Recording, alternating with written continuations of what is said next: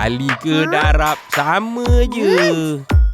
3 kali 2, 6, 4 kali 2, 8, 5 kali 2, 10, 6 kali 2, 12, 7 kali 2, 14, 8 kali 2, 16, 9 kali 2, 18, 10 kali 2, 20, 11 kali 2, 22, 12 kali 2, 24.